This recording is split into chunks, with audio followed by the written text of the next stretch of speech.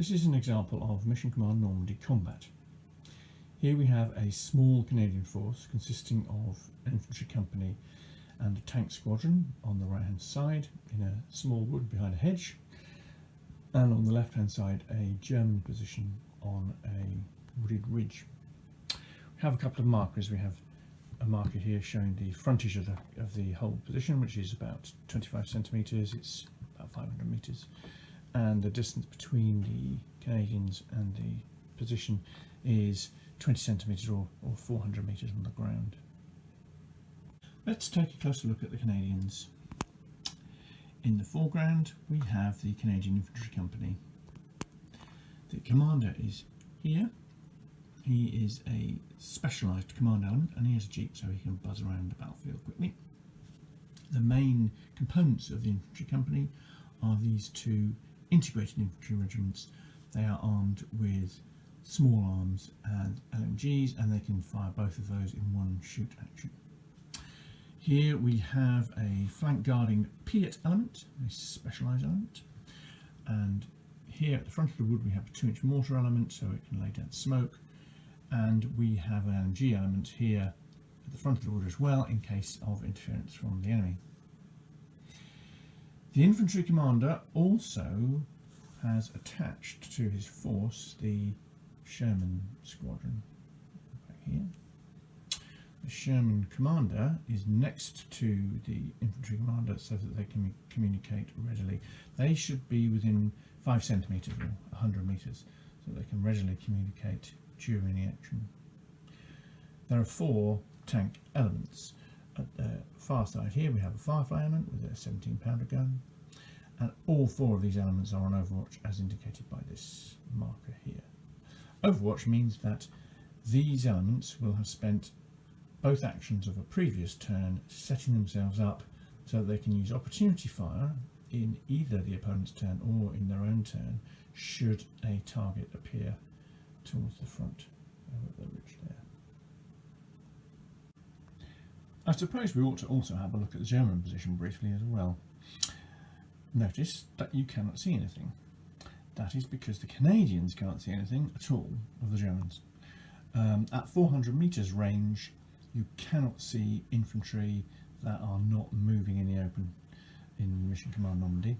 So anything dug in on there or concealed or in the woods cannot be seen from the Canadian position. Similarly, because the Canadians are either behind hedge or they're in the woods, they cannot be seen at 400 metres range unless they fire or move out. The Canadian infantry is slightly back from the edge of the wood, so they certainly couldn't be seen from that distance. If anybody fires, the distances are much greater for spotting. In Mission Command, spotting is by the tactical situation, either moving or firing generally, not by dice rolling. A quick note about command. The British player in this example of combat represents the infantry company commander. The tank squadron is attached so can be given orders by the infantry commander. The British infantry has orders to seize the ridge from the north via the eastern woods, so that is from the north here via these eastern woods here. The tanks have orders to destroy enemy forces on the ridge. The orders can be changed during the combat, but normally the generation of orders would be from the infantry company command element to the tank element as required, the tank company element as required. When orders are changed, they then have to be transmitted to each element. Each element would therefore have to take a communicate action as one of its 2 actions, and if they're engaged with the enemy, that action would have to be a last action, their second action in the turn. Right, we'll get started with some movement. The British player chooses to use his tank group first. Each element can carry out up to 2 actions. They don't have to do the same thing though. So the British player chooses to use his 2 central Sherman elements, remembering these represent about 8 actual tanks. to move once as their first action. Now, this would normally be 15 centimetres, which is about that distance, but they actually only move 13 centimetres because they have to cross the hedge. So we go forward to here and to here as their first action. When they finish this move, two things happen pretty much simultaneously. The advancing British tanks see a Sturmgeschütz 3 assault gun group hull down in the centre of the ridge. So the situation for the Shermans changes from cold to hot.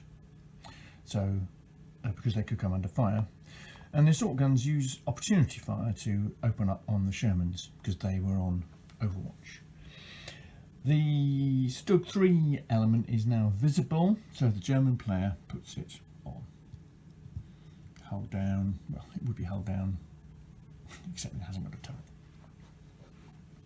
The range is just under 15 centimetres, so we use a measuring stick. We can see here it should be just under 15 centimetres to both elements.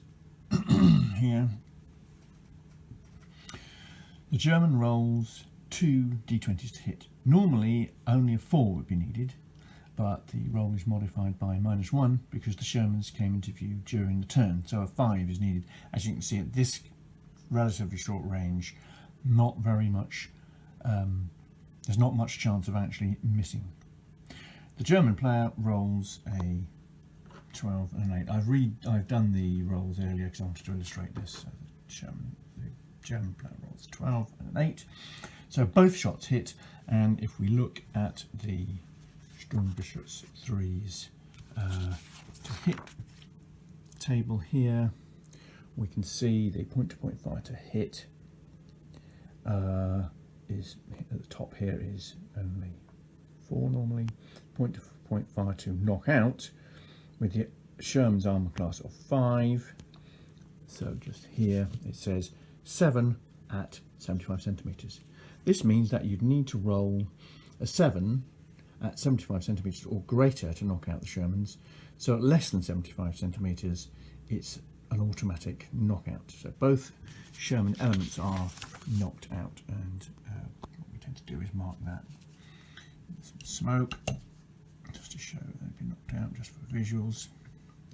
Or you can just remove the elements depending on how you would like to do it. Show those as knocked out.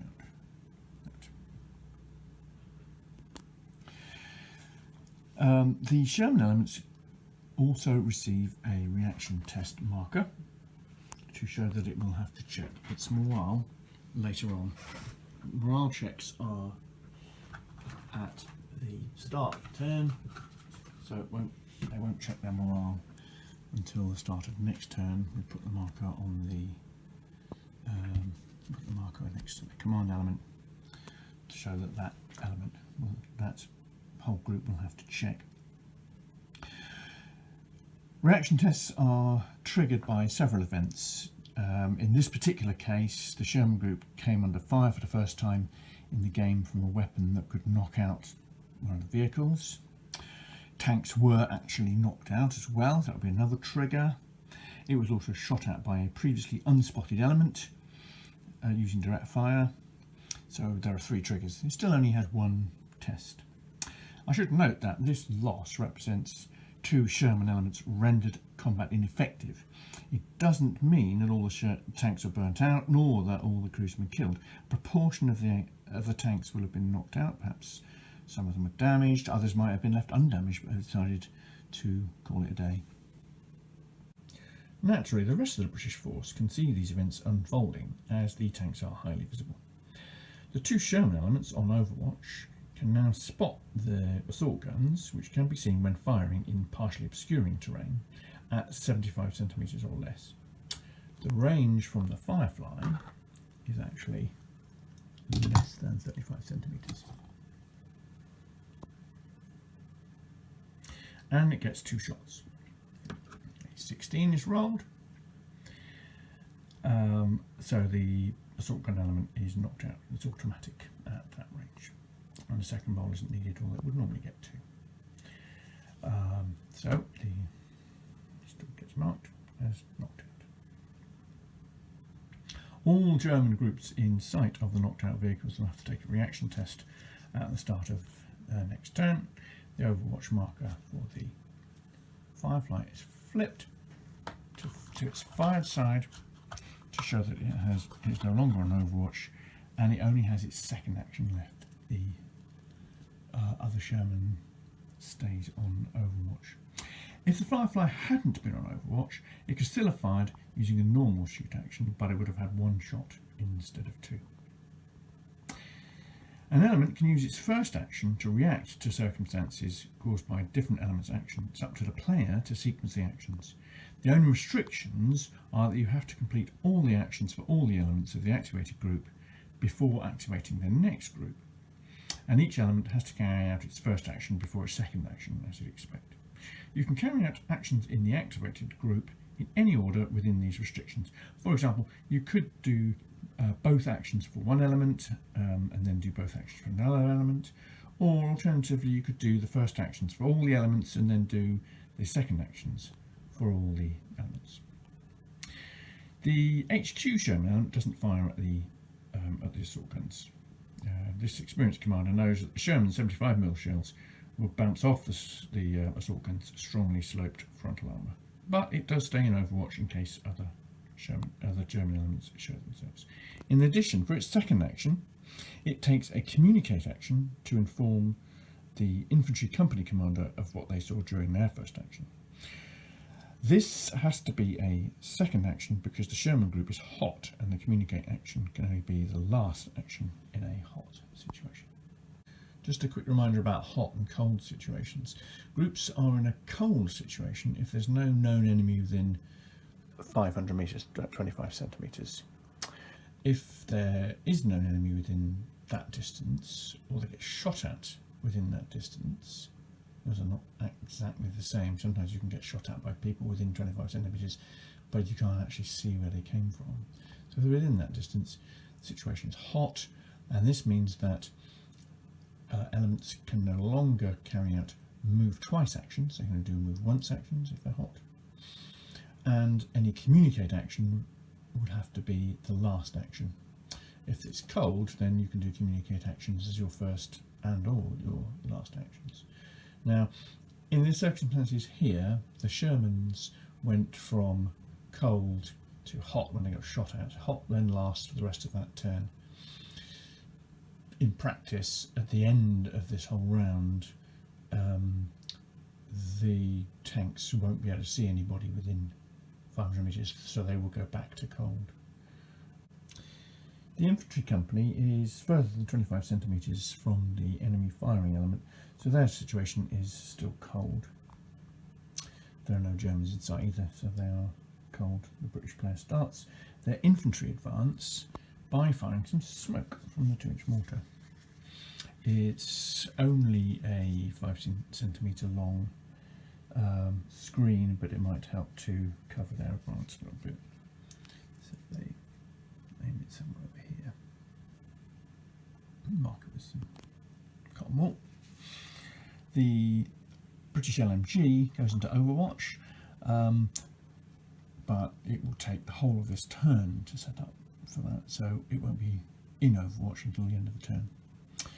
The two integrated elements and the Pier element both use their move twice actions to advance rapidly. This makes them more vulnerable to enemy point-to-point fire, so they're actually sacrificing safety for speed, but that does mean that they can move a reasonable amount of distance forward. So moving twice is 100 each movement, so we can do that. These guys can go here, 2, and the other ones will end up in front. So that's a single move twice action, and then they start their second move twice action. Now, normally that would take them all the way up to this point here, but Germans are going to fire at part way through this movement, so the Piet group gets to here, the other infantry gets to about here, and then a German heavy machine gun opens fire from the woods on the far edge of the ridge. The range there is under 20 centimetres.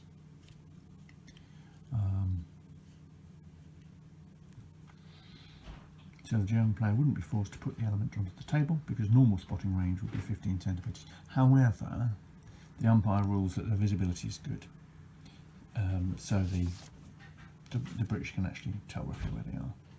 So it puts the SMG element into play. In fact, the SMG element is entrenched, and it has an entrenchment marker. And then we have the